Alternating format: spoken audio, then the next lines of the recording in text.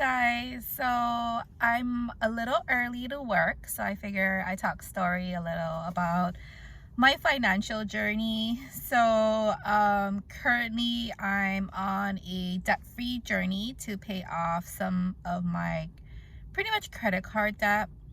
I was just about under 60,000 in April of 2020, and majority of our debt was from credit card spending in the past 3 or 4 months.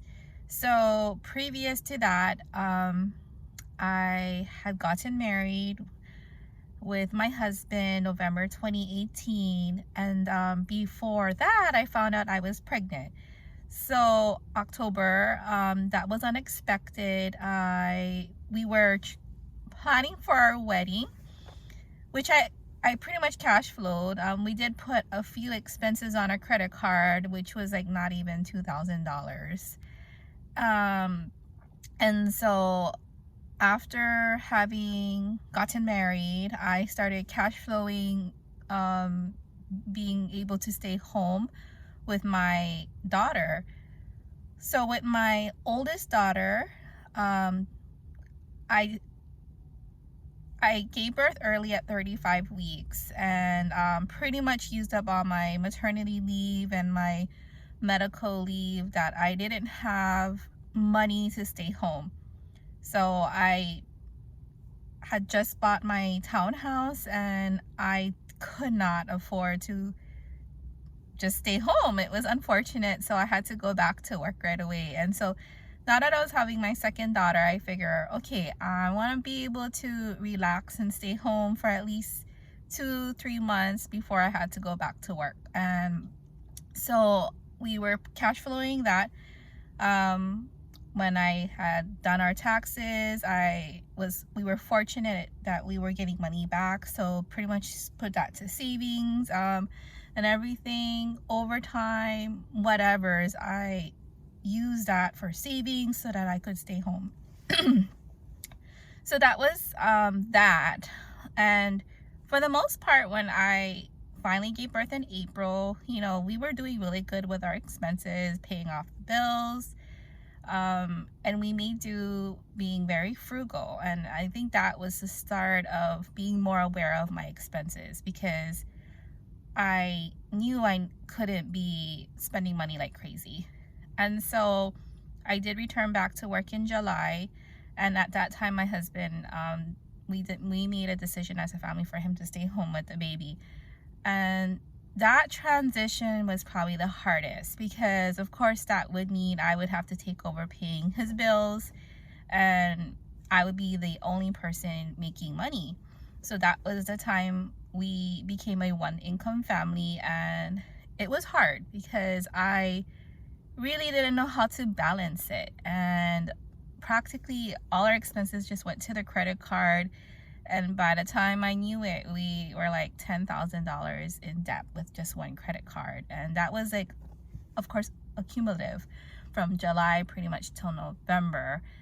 And so when it came to like Christmas time last year, 2019, I knew I could not really spend money on gifts, which I told everyone, we can't afford it. We're only a one-income family, But I got my bill for one of our credit cards, and I had gone over the spending limit, and it was like a $900 repayment. And I was like, holy fuck, like I don't have the money for it. And so at the time, my oldest daughter was in private school, and so I asked the school if we could pull her out, and they actually decided, because we're having hardship, that they could give us a tuition discount. So we're paying about $800 a month, and so instead we paid $400, which was really nice. That did really help us, so that we could put money towards bills. And I was really lost in that whole process. I really didn't know what to do. I knew how to budget, but I don't think I was budgeting well. Like, the way I made my budget was like a one and done. Like, I had like a general template, and I knew when I was getting paid, and whenever I got paid, I made sure that whatever I needed to do went to my fixed expenses, and then I had a little bit go to my variable expenses, and then if I needed more money, I would just pull from my checking, and that was it. And I wasn't really tracking expenses. I was just using whatever I had, and that was it.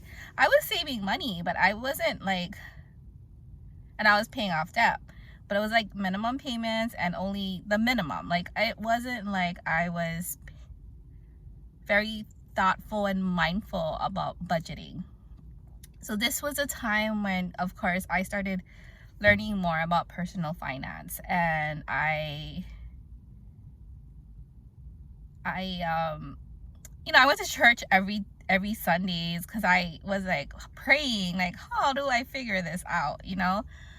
I was very overwhelmed with our finances, and I really didn't know how to get better. And heard about Dave Ramsey, but I don't want to bash on Dave Ramsey. It's just I couldn't watch him. He's just so mean, and maybe I'm just too sensitive. I can't watch him.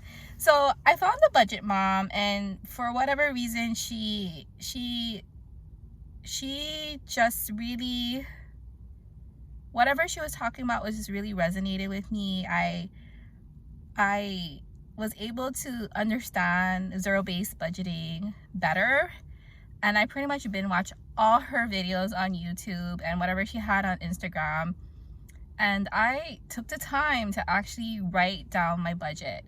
Now, I thought I was actually doing fairly similar to whatever she was doing to begin with. It's just I wasn't intentional with the way I was budgeting, and whatever extra money I had left over, I wasn't putting it to savings or anything. I was just blowing it and using it for whatever's to enjoy my life. And I mean, that's the thing. You do want to enjoy your life. You don't want to just keep saving everything. So I really started to do the zero-based budget. I already had set up my account where I had the way I do my budgeting is I have different pretty much accounts or buckets, right? So one for fixed, one for variable, and then I had one for savings. But one thing that I started to do differently was I decided to take my savings out of my current bank into my online bank Ally. I already had Ally because I used that for my vacation spending, but I decided to beef up that savings and use it more for sinking funds, which I've never done before. The reason why I like Ally, and this is not a sponsored video, is that Ally has that ability to make buckets. So you can put categories and have savings goals. And so I have these buckets for my emergency savings. Currently I have about 1 month worth, vacation, and then I have something for house payment, house renovations or maintenance. I have for car maintenance. I have for things related for my job as a registered nurse. I have for my daughter's education or like back to school and summer funds and whatever's, and then whatever extra that I need to save that I used to not budget for.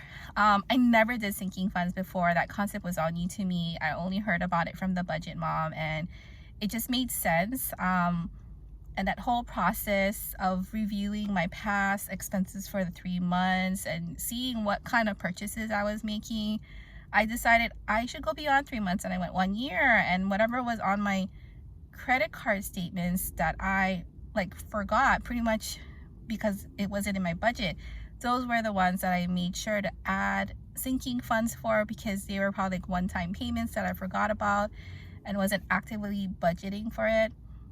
So yes, I started saving more, sinking funds, and then just being more intentional with my paydays. So writing it down was very mind-opening, and knowing what kind of events are coming up, like birthdays, and what I might need to spend money on, like appointments. So it just was eye-opening to be able to create a zero-based budget and being more aware of our expenses. And surprisingly, this all started about March, April, but I really didn't start doing it until middle of June. And I started and the reason why it took so long to get there too is because Jasmine, my oldest, finally was out of school, which freed up an extra $400 in my account. So I decided, hey, you know what? I'm going to make use of this extra money to savings and paying off debt, because this is what we need to do. So in the past year, you know, we were using the zero-based budget, thanks to the budget mom, using all her free resources, which she has online. I never bought her book. I mean, the book looks awesome. It just, I really didn't want to spend the money for it.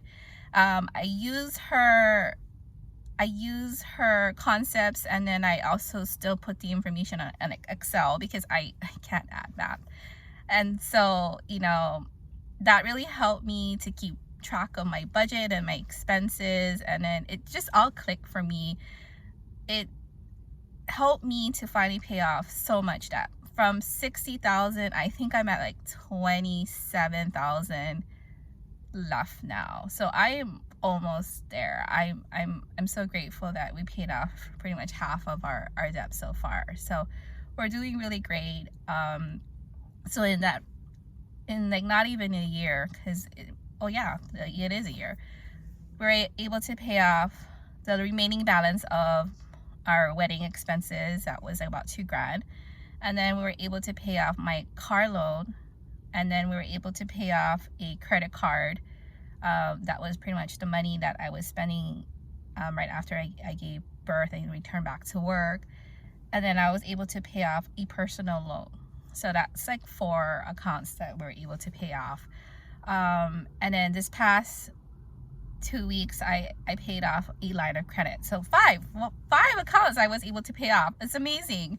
So I got 3 more accounts to go. I have a USAA credit card, and I have a Costco credit card, and then I have a USAA personal loan.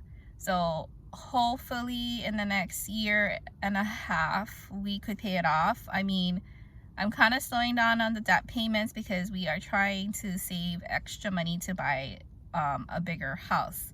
I know that sounds really crazy, but with my dad not returning back to work since COVID, we decided to put our house in the market. We were supposed to wait until 2022, but we decided to take advantage of the way the market is in Hawaii to sell our townhouse now, live with my mom and dad for a few months, and hopefully we can buy our house soon, and then my parents will sell their house and move in with us. So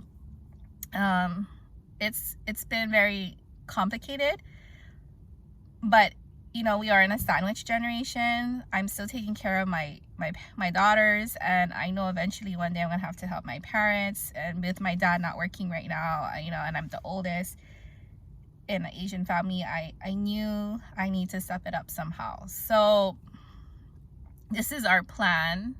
And, you know, ultimately, the goal one day would be to go part-time from being a registered nurse and to even retire early. And I have no idea if I can ever do that. But hey, you know what? I'm doing all the baby steps to get to where I want to go. And, you know, trying to chip away from my debt. And hopefully one day I'll actually reach it. So this is what it is, and this is how I'm trying to do it. And I'm so grateful for all the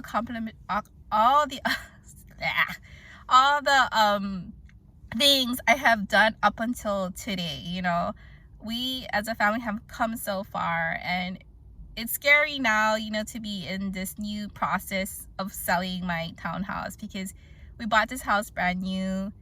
And you know, I raised my 2 daughters in there, and now to find another house, like, it gives me a lot of anxiety to do all this, to let go of all the things, to put it in storage, to go through all our stuff, to figure out which we're going to keep and get rid of or bring to my mom and dad's house, and then to finally find a new house. Like, it's very nerve-wracking, and I am getting cold feet in this whole process, but I know this will be good for us. And this morning my daughter was actually talking about it, how she doesn't want to leave, and I'm like, oh, I know how you feel, baby girl, because I don't want to leave, but I know we gotta do this. So yeah, this is my story. If you had listened to everything up until now, thank you for listening. And if you like my story, please like and subscribe, and I will try my best to put out content regarding my house process, selling, decluttering, and then of course what I do as a nurse and budgeting in between, and my planner stuff. So yep, that's it. Have a great day, guys. Thank you, and take care. Bye.